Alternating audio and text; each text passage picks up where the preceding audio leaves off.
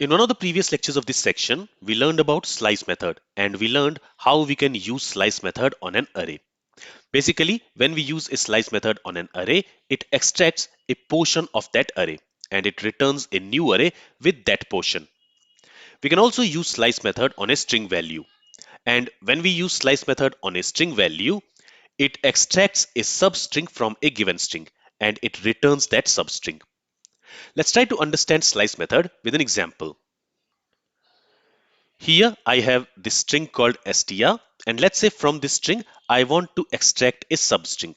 Let's say I want to extract this string. For that, on the str variable, let's go ahead and let's use slice method. And if I hover over the slice method, what it expects a start index and end index, and both of these are optional. If we don't specify start index and end index, this slice method is going to return us that complete string. So if I go ahead and if I store it in a variable, let's call it new string, and let's log this new string in the console. If I save the changes, you will see that it has returned that str string as it is. But to this slice method, we can also specify a start index from where this slice method should extract a substring. So for example, let's say I want to extract the string from this letter J. And for this letter J, the index will be 0, 1, 2, 3, 4. The space will be at 5th index. This is 6th, 7th, 8th, 9th, and the second space will be at 10th index. So we want to start extracting from 11th index. So this is the start index. Now if we want, we can also specify an end index. If we don't specify that, then this slice method, what it will do is it will start extracting from index 11, and from there it will extract everything. If I save the changes, you will see that it has started extracting from here, and from there it has extracted everything. But I can also go ahead and specify an end index. So for example, let's say I want to start extracting from index 11 and I want to extract everything till index 20 maybe. So now if I save the changes, you will see that it has extracted everything till index 20. This exclamation here, this is present at index 20. So the character at the end index will not be included in the result. Okay, so slice method will start extracting from the start index and it will extract everything till end index. The character at end index will not be included in the result. So this is the use of slice method. Now we also have substring method, which does the same thing, right? So let me copy these two lines. Let me paste it here, and here I'll call this as new substr. And here instead of slice method, I'm going to use substring method. And let's see the result with both of these methods. If I save the changes, you will see that both of these are returning us the same result. Then what is the difference between the slice method and the substring method? Let's try to understand that. So both slice method and substring method can be used to extract parts of a string, but they have some key differences. The first difference is slice method accepts negative indices. So for the start index and end index, you can pass negative values, and negative indices counts from the end of the string. But substrings does not handle negative indices correctly, and it treats negative indices as 0. Let's see this in action. So here to this slice method, if I pass, let's say -1, in this case, it should return us the last character from this str string. That means it should return us this exclamation. Let's also pass a negative start index for substring, and let's see the result. If I save the changes, we have the same value, and the reason is here I should be logging new substring. Okay, before that, let me revert back the changes and let me log this new substring here. And if I save the changes, I want to show you that here with both slice and substring, we have the same result. Now let's try to pass negative indices. So for the start index, for slice method, I'll pass -1, and for the substring method also, I'll pass -1. And if I save the changes now, you see the slice method has returned us the last character from the string, but this substring method has returned us the complete string. So the substring method does not know how to handle this negative index. So that's why it has returned us the complete string. Another difference is when you specify start index greater than end index, in that case slice method will return an empty string. But substring method, what it will do is it will swap the start index and end index if the start index is greater than end index. So it effectively treats the smaller index as the start and the larger index as the end. Again, let's see this in action. So here for the slice method, let me pass start index as 5 and end index as 2. And for the substring method also, let's pass start index as 5 and end index as 2. So in both the cases, the end index is lower than the start index.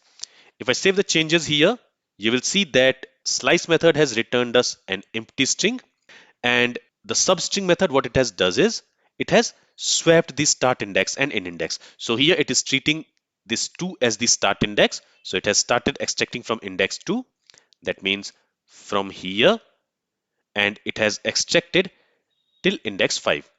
So it has extracted this L, and this O.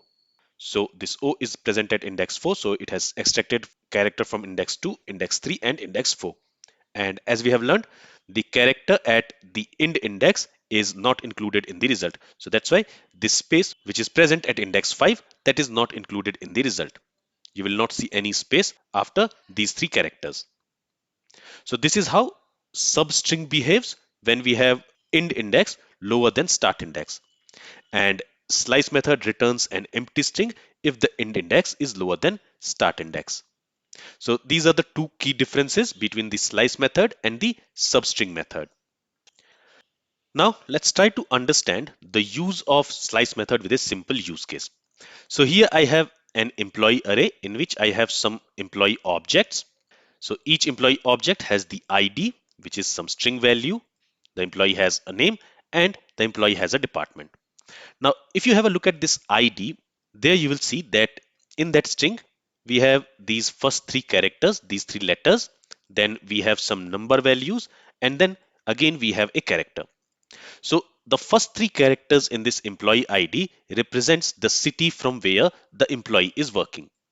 Then the next four characters are basically the employee ID, and the last character here, this signifies whether the employee is a permanent employee, or if it is C, then the employee is contract based employee. So now what I want is, using the employee ID, I want to display the city of the employee as well as whether that employee is permanent employee or contract based employee. So for that, I'm going to create two functions. The first function will be get city, and to this function we are going to pass the employee ID. Okay, and here first I am going to write a switch statement. And before writing the switch statement, what we want is we want to extract the first three characters from the employee ID. So for that, on this ID, I'm going to use slice method.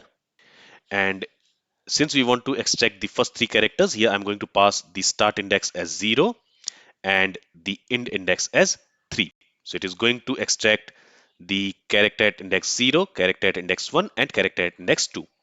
The character at index 3 will not be included in the result. And let's go ahead and let's store it in a variable, and let's call it as city code.